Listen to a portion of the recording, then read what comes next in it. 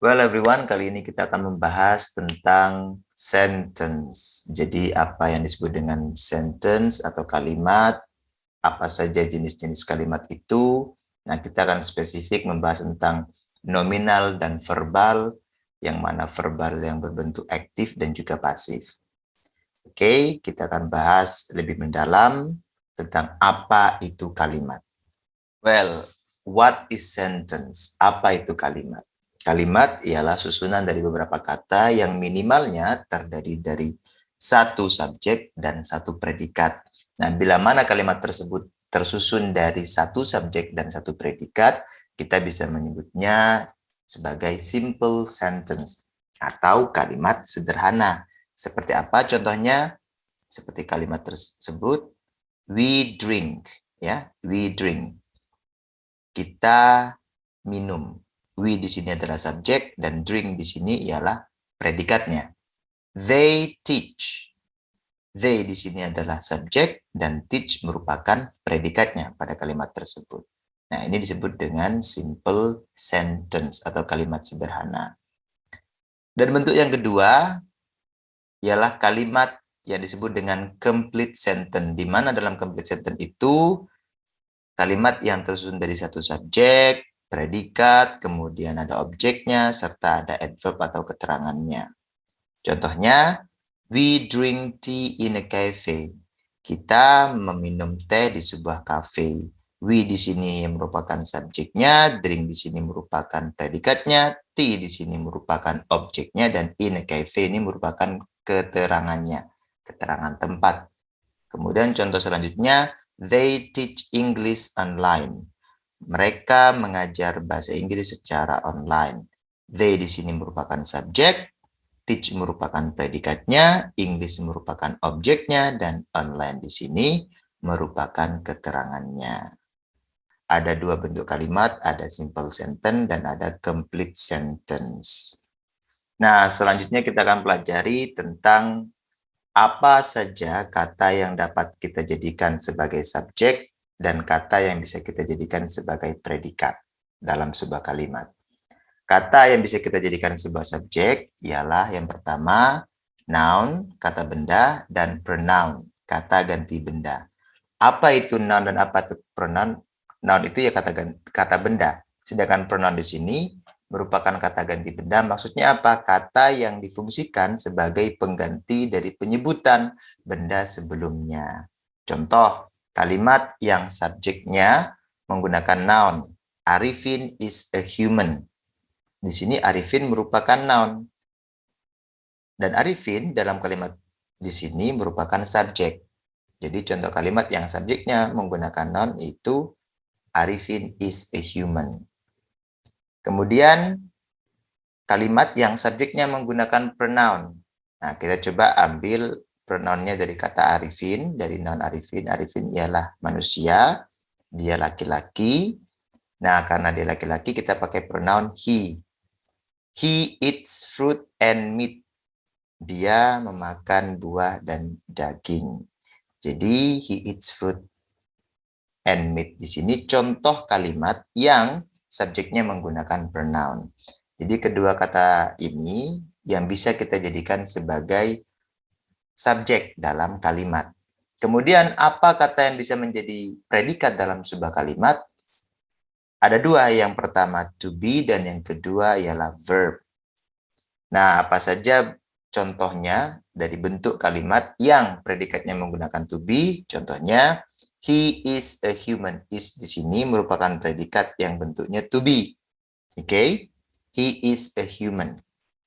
Sedangkan predikat yang menggunakan verb pada contoh kalimat, they eat fruit and meat. Mereka memakan buah dan daging. Jadi, they eat fruit and meat di sini, kata eat merupakan predikat yang bentuknya adalah verb, kata kerja. Nah, selanjutnya kita akan pelajari bentuk dari kalimat. Di kalimat yang pertama ialah kalimat nominal. Apa itu kalimat nominal? Kalimat nominal adalah kalimat yang menyatakan hal yang bukanlah suatu aktivitas. Jadi, kalimat nominal ini merupakan bentuk kalimat. Jadi misal kita mau ngomong atau menyatakan sesuatu dalam bentuk kalimat, dan yang kita nyatakan itu tidaklah berkaitan dengan suatu aktivitas, atau sederhananya predikatnya menggunakan to be, tadi seperti contoh yang tadi, maka itu disebut dengan nominal sentence. Seperti apa pola dalam kalimat nominal sentence?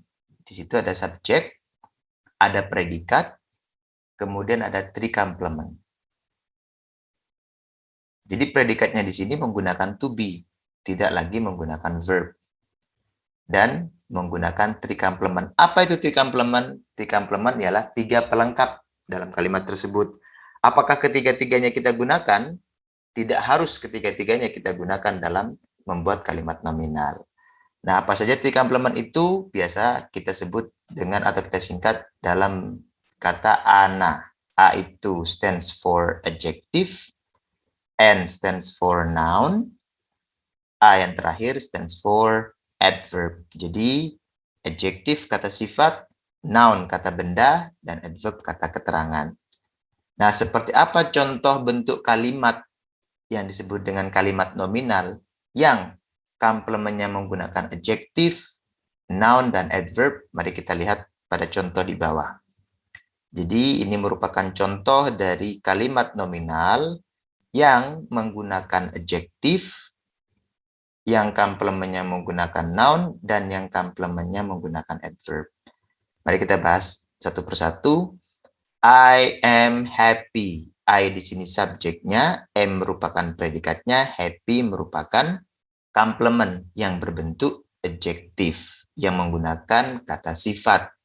Nah, apakah I am happy yang mana artinya saya bahagia atau saya sedang bahagia? Apakah itu menyatakan suatu aktivitas? No, itu tidak menyatakan suatu aktivitas. Kemudian contoh selanjutnya dari nominal sentence yang menggunakan complement adjektif ialah they are diligent.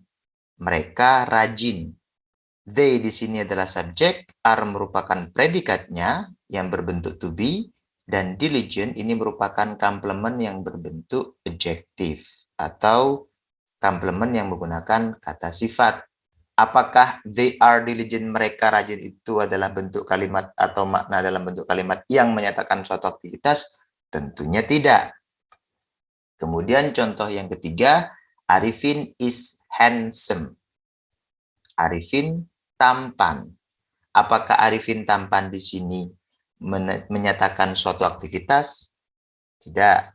Arifin di sini secara bentuk, secara pola dalam bentuk kalimat nominal, Arifin ialah subjeknya, is merupakan predikatnya yang berbentuk to be, dan handsome ialah komplement dalam kalimat tersebut yang menggunakan kata sifat. Oke, sekarang kita masuk kepada contoh dari kalimat nominal yang komplementnya menggunakan kata benda atau noun. Contohnya, I am a teacher. I di sini subjek, am di sini predikatnya yang berbentuk to be. Kemudian a teacher di situ ialah komplementnya yang menggunakan kata benda. They are English learners. Contoh kedua, they di sini ialah subjeknya, are merupakan predikat dari kalimat tersebut, dan English learners merupakan komplement. Komplement dalam kalimat nominal yang menggunakan kata benda. Kemudian contoh selanjutnya yang terakhir dari komplement yang menggunakan kata benda ialah Arifin is a trainer. Arifin adalah seorang pelatih. Arifin di sini merupakan subjek dalam kalimat tersebut, is ini merupakan predikatnya, kemudian a trainer ini merupakan komplement yang menggunakan kata benda. Oke, sekarang kita masuk kepada contoh kalimat nominal yang komplementnya atau pelengkapnya menggunakan kata keterangan. Yang pertama, I am here. Saya ada di sini. I di sini subjek, am di sini adalah predicate, here di sini merupakan keterangan. Jadi komplement yang menggunakan adverb di sini. Here merupakan komplement yang menggunakan kata keterangan. Terus contoh kedua, they are in classroom. Mereka ada di ruang kelas. Mereka, they di sini merupakan subjek, are merupakan predikatnya yang berbentuk to be, in classroom merupakan kata keterangan atau adverb.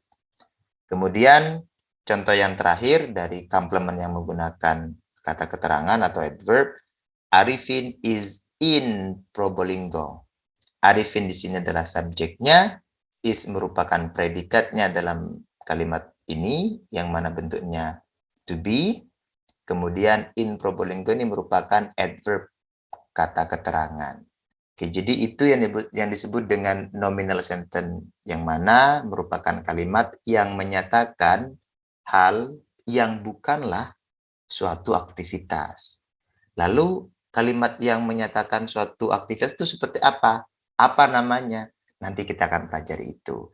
Sebelum kita pelajari itu, terlebih dahulu kita akan mempelajari apa saja hal-hal yang dianggap salah dalam membuat kalimat nominal. Nah, tentunya untuk membangun pemahaman yang lebih dalam, kita akan belajar dan praktek sesaat lagi dengan menganalisa kesalahan dari kalimat-kalimat yang akan saya tampilkan dalam layar. Well, coba kalian lihat dari kedua kalimat tersebut. Kalimat yang pertama, I'm very happy, dan kalimat yang kedua, I very happy. Apakah terdapat kesalahan pada dua kalimat di bawah? Menurut kalian, apakah kalimat nomor 1 itu salah atau benar? Atau kalimat nomor 2 yang benar? Atau justru kalimat nomor 2 yang terdapat kesalahan? Oke, mari kita bahas. Pada kalimat nomor 1 ada I am very happy. Kita perlu ketahui terlebih dahulu untuk menganalisa kesalahan dalam kalimat tersebut. Kita tadi sudah pelajari bahwasanya kalimat itu tersusun dari minimalnya satu subjek dan satu predikat. Nah, predikat dalam kalimat nominal itu berbentuk to be. Jadi, yang bisa jadi predikat di situ to be ataupun verb tadi. Penjelasan yang tadi, yang dapat menjadi predikat ialah to be dan juga verb. Nah, pertanyaannya sekarang, di mana di antara kedua kalimat tersebut yang memiliki to be? Nah, tentunya kalimat yang nomor 1, yaitu am. Nah, karena kalimat nomor 1 di sini ada subjek, yang mana itu I, kemudian ada predikat yang berbentuk to be, sudah pasti ini bisa dikatakan kalimat. Dan ada komplement, very happy, sangat bahagia, yang berbentuk adjektif. Sedangkan kalimat yang kedua, di sini hanya terdapat subjek, I. Tidak ada sama sekali di sini tanda-tanda kata yang bisa dijadikan atau bisa digunakan dalam bisa dijadikan predikat dalam kalimat. Karenanya kalimat yang nomor 1 ini benar, kalimat nomor 2 salah. Jadi kalau kita mau bilang saya bahagia, yang benar yang mana? I'm very happy atau I very happy? Nah, di sini sudah terjawab semua. Jadi kalau kita mau bilang saya sangat bahagia, I am very happy, bukan I very happy. Atau saya sangat sedih, I am very sad. Saya sedih, I'm sad, bukan I sad. Paham ya? Oke, untuk bikin kita jauh lebih paham lagi tentang apa saja mungkin kesalahan-kesalahan yang mungkin nantinya kita buat dalam membuat bentuk kalimat nominal, mari kita lihat dan pelajari contoh dari error analysis selanjutnya. Oke, coba kalian lihat di situ apa ada kesalahan di antara dua kalimat tersebut, kalimat pertama dan kalimat kedua. Kalimat pertama, it is healthy food. Ini adalah makanan yang sehat. It is not healthy food. Ini bukanlah makanan yang sehat. Coba kita sekarang analisa yang mana yang salah. Sudah bisa ditebak? Nomor 1 atau nomor 2? Yap, keduanya benar. Tidak ada satupun yang salah. Hanya saja kalimat yang pertama itu menunjukkan makna positif, maksudnya makna positif itu tidak ada makna tidak di situ ya. Jadi it is healthy food, it di sini merupakan subjek yang berbentuk pronoun dan is di sini merupakan predikat yang berbentuk to be, sedangkan healthy food merupakan komplementnya. Berarti sudah terpenuhi unsur-unsur kalimat tadi, ada subjek, ada predikat dan ada komplementnya. Itu kalimat nominal. Kemudian yang kedua, it is not healthy food. Ini bukanlah makanan yang sehat. Di sini juga benar. It merupakan subjek, is merupakan predikatnya, not ini sebagai makna tambahan, keterangan tambahan, healthy food. Ya, keterangan tambahan bermakna negatif, healthy food, makanan yang sehat. Atau komplement dalam kalimat yang kedua. Jadi keduanya sama-sama benar, tidak ada yang salah. Well, kita lihat contoh selanjutnya dari error analysis. Oke, di contoh error analysis ini, kalimat pertama, she is healthy food. She is eat healthy food. Mana di antara kedua kalimat tersebut yang menurut kalian salah? Sudah bisa ditebak? Yang nomor 1 atau yang nomor 2 yang salah? Atau kedua-duanya sama-sama benar? Oke, mari kita bahas sekarang. Yang pertama, di sini kalimatnya she is healthy food. She ini bermakna dia, perempuan. Subjek, is predikat yang berbentuk to be, healthy food, komplementnya. Nah, pertanyaannya sekarang, benar secara pola kalimat berikut itu masuk dalam kategori nominal sentence. Tetapi secara makna kok ada yang aneh. Dia adalah makanan yang sehat. Yang namanya dia kan berarti manusia. Kenapa kok disebutnya makanan? Nah, di sini yang perlu kita pahami, benar secara pola atau secara bentuk grammar belum tentu benar secara makna. Jadi ini mungkin bisa dibenarkan dalam bentuk pola karena she ini pronoun, yang mana pronoun itu bisa jadi subjek, is itu adalah to be bisa menjadi predikat, tetapi secara meaning ini tidak benar. Jadi benar secara pola, tidak benar secara meaning. Oke, bisa kita kategorikan kalimat ini salah. Kemudian yang kedua, she is eat healthy food. She di sini subjek, is di sini to be, dan eat di sini kata kerja. Loh, di sini ada dua kata yang bisa menjadi predikat. Kan harusnya hanya satu. Is bisa juga jadi predikat, it juga bisa jadi predikat, yang mana it itu merupakan verb. Apakah dibenarkan kalimat ini? Tentunya tidak. Jadi kedua kalimat berikut yang ada dalam contoh ini, kedua-duanya salah. Yang pertama salah karena di sini ada dua bentuk kata yang dapat dijadikan predikat, dan itu juga keliru dalam bentuk polanya. Kemudian kalimat yang pertama benar secara bentuk pola, akan tetapi salah secara makna. Jadi kedua kalimat ini salah, totally wrong. Oke, kita bahas contoh dari error analysis selanjutnya yang terakhir.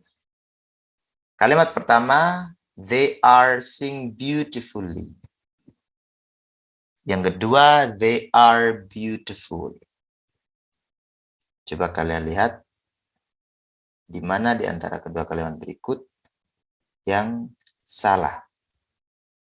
Yang mana menurut kalian? Kalimat yang nomor 1 atau kalimat yang nomor 2 yang salah menurut kalian? Sudah menentukan jawabannya? 1 atau 2? Oke, kita bahas satu persatu. Kalimat pertama, they are sing beautifully. Mereka bernyanyi dengan begitu indahnya. Jadi di sini keterangan ya, kata keterangan beautifully, adverb. They di sini subjek, are di sini to be, sing di sini verb. Keduanya bisa saja jadi predikat, sedangkan dalam satu kalimat itu hanya ada satu predikat. Secara bentuk ini sangat salah. Seperti contoh yang sebelumnya. Ada to be, ada verb. Kalau verbnya di sini diberi imbuhan ing, mungkin benar. Tapi karena di sini tidak ada imbuhan ing yang bermakna sedang.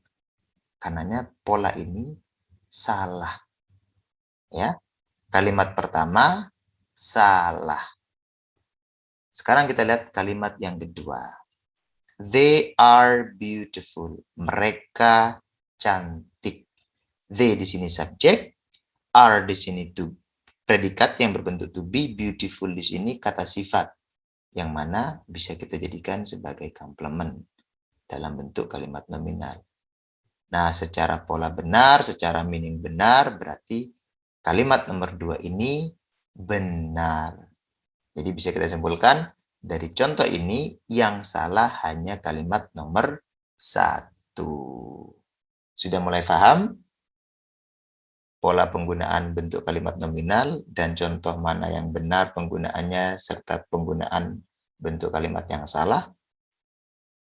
Oke, kita akan bahas lagi materi yang baru. Yang tadi kita sudah bahas tentang nominal sentence, sekarang kita akan membahas tentang apa itu verbal sentence. Nah, kalau nominal sentence tadi kita sudah ketahui bahwasanya kalimat yang digunakan untuk menyatakan hal selain aktivitas. Nah, verbal sentence merupakan kebalikannya. Jadi verbal sentence ini kalimat yang menyatakan suatu aktivitas. Simpelnya, kalimat yang predikatnya menggunakan verb. Ya, kalimat yang predikatnya menggunakan verb atau kata kerja. Jadi polanya di sini ada dua bentuk kalimat verbal. Ada kalimat verbal yang aktif dan ada kalimat verbal yang pasif. Apa itu aktif dan apa itu pasif? Saya akan bahas. Kalimat verbal yang aktif itu maksudnya apa? Mari kita pahami dari makna dalam contoh kalimatnya. Jadi secara pola terlebih dahulu kita pahami verbal aktif itu subjek, predikat, itu polanya, subjek, predikat. Ya, kalau memang kalimat tersebut ada objeknya ya kita tambahkan objek. Itu optional, boleh ditambahkan, boleh tidak, sesuai dengan kebutuhan. Kalau memang ada objeknya ya kita tambahkan objek. Kalau memang nggak ada ya sudah, cukup. Contoh, I eat the fried rice. Saya memakan. Ingat di sini ada kata, ada makna memakan, ya. Saya memakan. Yang mana kata me di sini digaris bawahi, memakan nasi goreng tersebut. Jadi simpelnya verbal aktif dan pasif itu bedanya dalam makna bisa kita ketahui bahwasanya maknanya aktif, memakan. Sedangkan pada kalimat verbal yang pasif maknanya di atau ter, dimakan. Oke, sebelum saya bahas lebih dalam, saya bahas terlebih dahulu polanya. Kalau verbal pasif itu berbeda dengan verbal aktif. Jadi tidak hanya dari segi makna, tapi juga dari segi pola. Kalau verbal pasif, yang pertama ialah subjek tentunya. Kemudian setelah subjek itu kita ikuti dengan to be. Ya, to be-nya ini menyesuaikan kepada si subjek. Kalau subjeknya she ya pakainya is. Kalau subjeknya they pakainya are. Kalau subjeknya you pakainya are. Kalau subjeknya it pakainya is. Seperti itu. Kemudian verb yang bentuk ketiga. Jadi verb bentuk ketiga. Atau istilah lainnya past participle. Kemudian by object. Nah, kata by ini kenapa diberi dalam kurung? Karena by ini boleh dipakai bila mana pelaku atau objeknya jelas. Jelas itu maksudnya diketahui. Contoh, the fried rice is eaten by me. Nasi goreng tersebut dimakan. Jadi maknanya bukan lagi memakan. Jadi kalau makna aktif itu maknanya memakan. Sedangkan makna pasif itu maknanya bisa bermakna imbuhan awal kata di atau ter. Nah, melihat konteks ini, kata yang dipakai maknanya adalah bukan termakan, tapi dimakan. Nasi goreng tersebut dimakan oleh saya. Jadi simpelnya, to be plus verb 3 itu sudah menunjukkan makna dari kalimat tersebut, maknanya pasif. Gitu ya.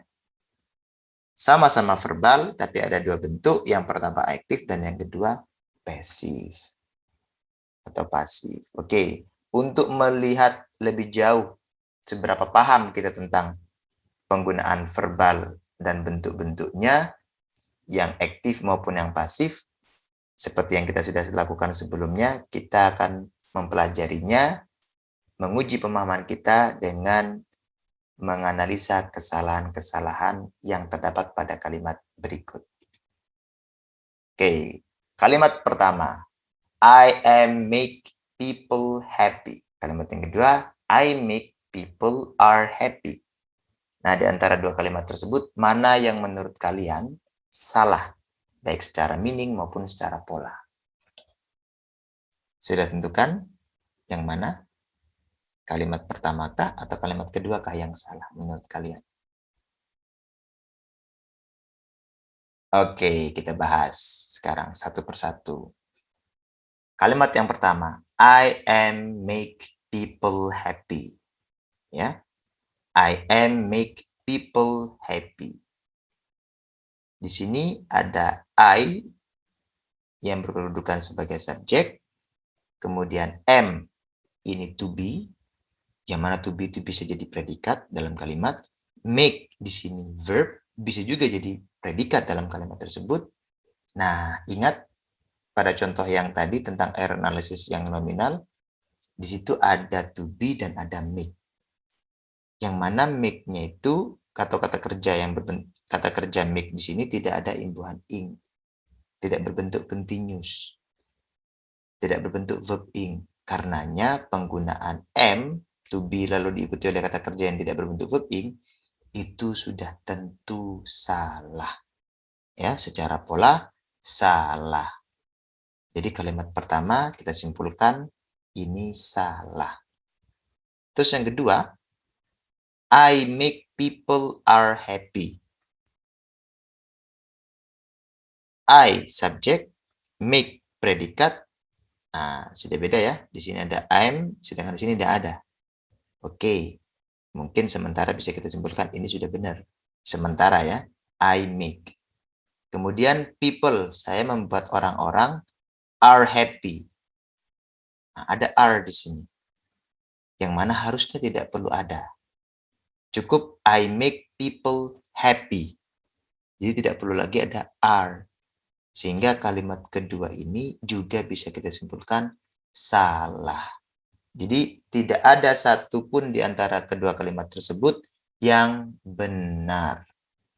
Secara pola maupun secara meaning. Gitu ya. Jadi mungkin meaningnya mungkin masih bisa kita terima begitu. Mungkin bisa kita pahami meskipun di situ secara pola salah. Oke, jadi keduanya karena kita menganalisa kesalahan dalam bentuk grammarnya, dalam bentuk pola, jadi kita simpulkan kedua-duanya salah. Oke, contoh selanjutnya, it is eaten by my cat.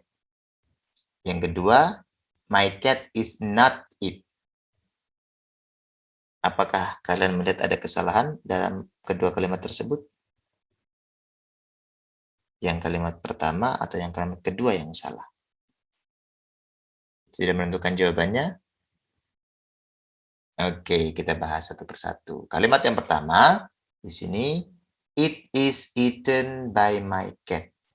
It di sini adalah subjek, is di sini merupakan to be, eaten di sini bentuk verb 3 dari kata it, kemudian ada kata by yang bermakna oleh my cat, kucingku. It ini bisa bermakna dia, bisa bermakna ini merujuk kepada benda ya, selain manusia, yaitu bisa roti kah atau apa sesuai dengan konteksnya. Ini dimakan oleh kucing saya.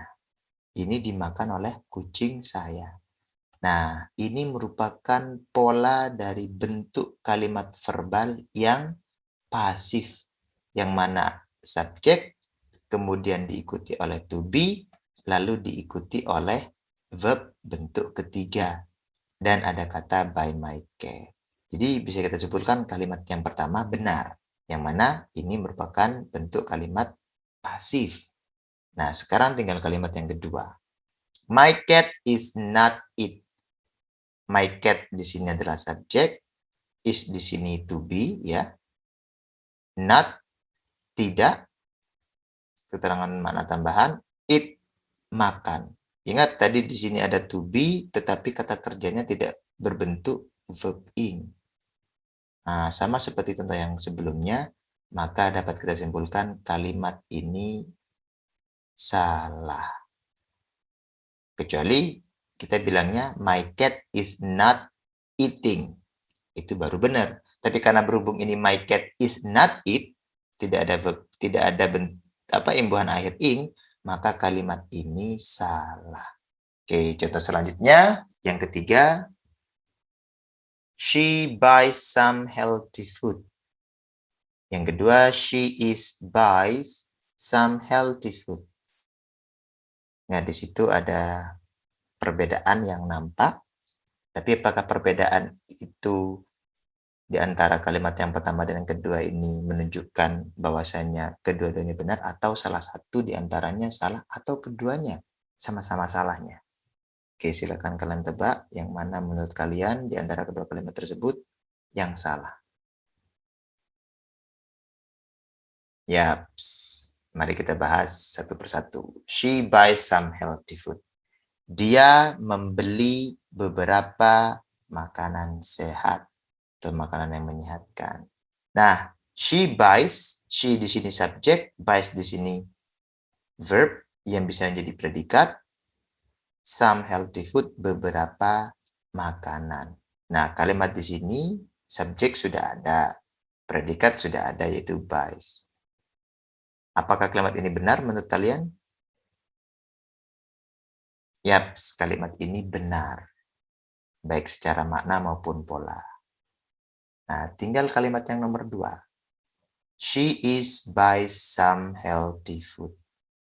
She is buys some healthy food. She is, she di sini subjek, is di sini to be, bisa saja jadi predikat, ya. Ternyata di sini ada juga kata kerja. Seperti contoh sebelumnya, ada to be, kemudian ada kata kerja, sedangkan setelah kata kerjanya itu tidak diakhiri oleh imbuhan akhir ing, tidak berbentuk verb ing. Nah, bisa kita simpulkan bahwasanya bentuk dari kalimat nomor 2 ini salah. Akan menjadi benar misal ketika kalimatnya yang nomor 2, she is buying some healthy food, itu baru benar. Tapi karena berhubung yang kalimat nomor 2 ini she is buys some healthy food, tidak berbentuk verb ing, maka kita simpulkan kalimat nomor 2 salah. Jadi di antara kedua kalimat di sini yang benar hanya kalimat nomor 1. Oke, yang terakhir sekarang. The song is sung beautifully. She is sing the song beautifully. Yang mana menurut kalian di antara kedua kalimat tersebut yang salah? Coba kalian perhatikan apakah kalimat pertama yang terdapat kesalahan atau mungkin kalimat pertama sudah benar atau kalimat yang kedua yang terdapat kesalahan.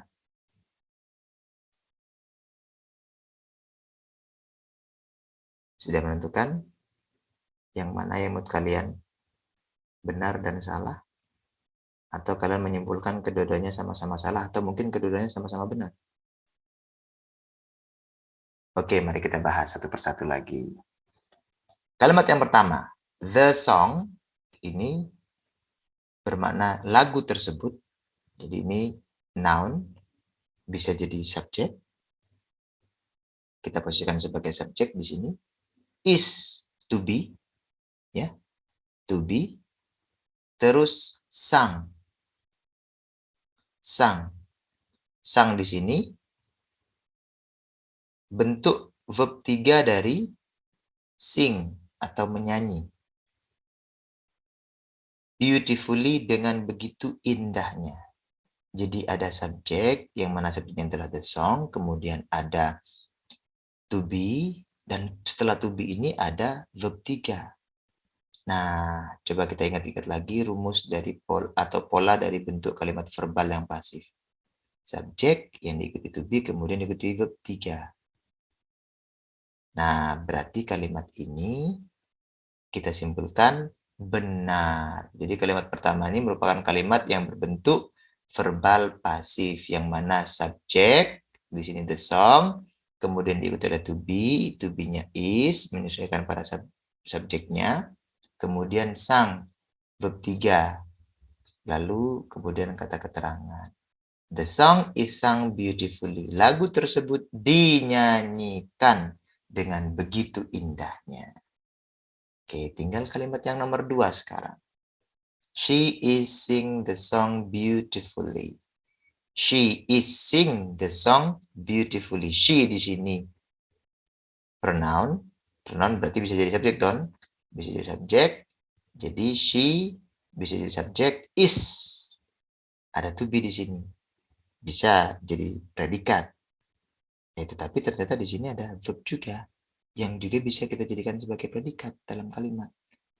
Nah, seperti sebelumnya, kalau setelah to be masih diikuti oleh kata kerja, kemudian kata kerjanya itu tidak berbentuk verb ing atau tidak berbentuk verb 3 seperti pada pasif, maka bisa kita simpulkan kalimat ini salah. Oke, jadi di antara dua kalimat tersebut, yang benar hanya kalimat nomor 1, yang mana kalimat nomor 1 merupakan bentuk kalimat dari verbal pasif. Oke, cukup sampai di situ untuk pembelajaran tentang error analysis, menganalisa kesalahan-kesalahan, untuk membangun seberapa paham pemahaman kita tentang apa itu kalimat verbal, bagaimana membentuk atau membuat kalimat verbal yang aktif dan pasif yang benar. Well, sebelum kita akhiri, kita simpulkan terlebih dahulu. Jadi bisa kita simpulkan bahwasanya kalau kita ingin menyatakan sesuatu yang mana itu bukanlah aktivitas atau bisa kita sebut dengan non-activity, maka kita membuat bentuk kalimatnya dalam bentuk nominal. Jadi nominal itu bisa disebutkan sebagai non-activity sentence, kalimat yang tidak menyatakan suatu aktivitas. Contohnya, Arifin is very hungry. Arifin sangat lapar, yang mana makna dari kalimat tersebut tidak menunjukkan suatu aktivitas, tetapi justru menunjukkan suatu kondisi, yang mana kondisi itu bukanlah aktivitas. Kemudian, kesimpulan untuk verbal active. Verbal active itu adalah activity sentence atau kalimat yang menyatakan suatu aktivitas, akan tapi bedanya dengan yang pasif, aktif itu pelakunya ya ialah si subjek. Contoh, Arifin eats the fried rice. Di situ Arifin sebagai subjek, dan Arifin yang berlaku sebagai subjek dalam kalimat Arifin eats fried rice itu adalah pelaku dari aktivitas tersebut. Aktivitasnya apa? Makan. Oke, bisa difahami? Jadi secara meaning bisa kita pahami aktif itu bermakna imbuhan awal pada kata kerjanya, sedangkan pasif itu bermakna dengan imbuhan awal makna di atau ter. Contoh, di sini Arifin eats fried rice pada contoh verbal yang aktif, sedangkan verbal yang pasif, the fried rice is eaten by me. Jadi kalau verbal pasif itu pelakunya bukanlah subjek dalam kalimat tersebut, melainkan si objek dari kalimat tersebut. Jadi the fried rice di sini yang posisinya sebagai subjek dalam kalimat verbal pasif bukanlah pelaku dari aktivitas memakan, tetapi melainkan pihak yang dikenai pekerjaan atau yang mulanya di posisi verbal active Fred Rush itu sebagai objek, kita rubah posisinya sebagai subjek dalam kalimat verbal pasif, kemudian kita tambahi to be dan verb 3. Maka jadilah bentuk kalimat verbal yang pasif. Satu tambahan lagi, kata by di sini boleh kita pakai, boleh kita tidak pakai. Kita pakai bila mana pelaku dari aktivitas tersebut jelas. By itu bermakna oleh. Oleh berarti kan jelas oleh siapa. Kalau memang pelakunya nggak jelas, maka tidak perlu tambahkan by dan tidak perlu juga kita tambahkan pelakunya di situ. Cukup subjek, to be, dan verb bentuk ketiga. Gitu ya. Oke, sampai di situ penjelasan tentang apa itu sentence, bentuk-bentuknya itu apa saja. Semoga apa yang kita pelajari bermanfaat. Sampai di sini penjelasan kita kali ini. Sampai bertemu di video selanjutnya. Assalamualaikum warahmatullahi wabarakatuh. Bye-bye.